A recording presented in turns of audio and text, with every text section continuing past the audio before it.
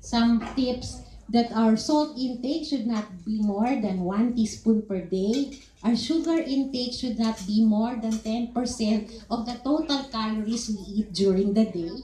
And our trans fats also should not be more than 2 grams a day. That's why if you'll notice, most labels now would have this line, the trans fat content. Okay. Now, as to expiry dates, sometimes you will notice it says best before, sometimes naman what's written is used by. Ano bang difference? Pag best before, it means if you take that product before the date indicated on the label, that is the manufacturer's guarantee that you're getting the best quality, no, of the product, or its freshness, it's at its peak. The nutritional content is also guaranteed that whatever is declared on the label, that is what you're really taking. Used by, this one means by this date, you should no longer, after this date, you should no longer use the product. Especially when it comes to fresh items in the supermarket, like yung mga chicken, meat, yung raw, use by talaga siya. Don't take chances. Likewise, for any product, don't take chances, especially when you're giving it to the child, no? Because this is the guarantee of the manufacturer that it is still fresh and it is still of high quality. After that, you're on your own.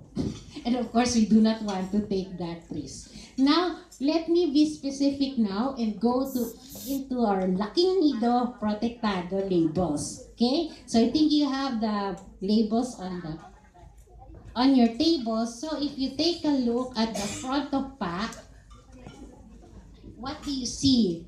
First and foremost, you see the clear age indication at the bottom. So it's for children above 3 up to 5 years old. And it says it's a preschool powdered milk drink. So do you give it before 3?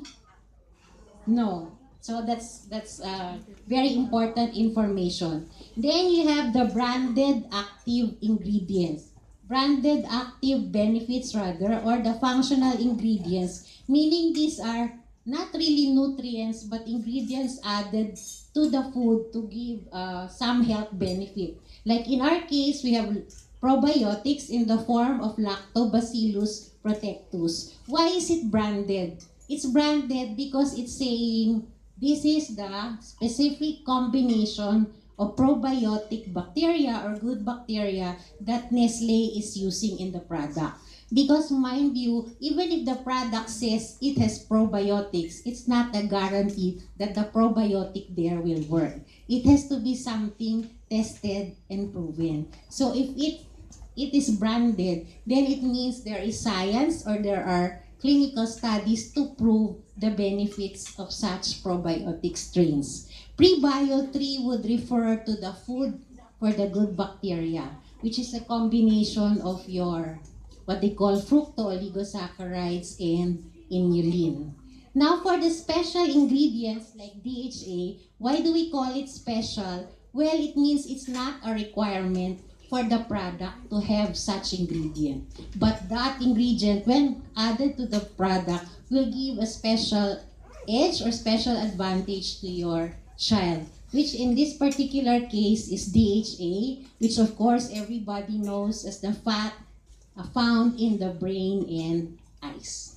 Okay, so its function is really for brain development and for visual function. But mind you, do not believe that if the product has DHA, suddenly your child will become an Einstein. All it's saying is this ingredient will support brain and eye function.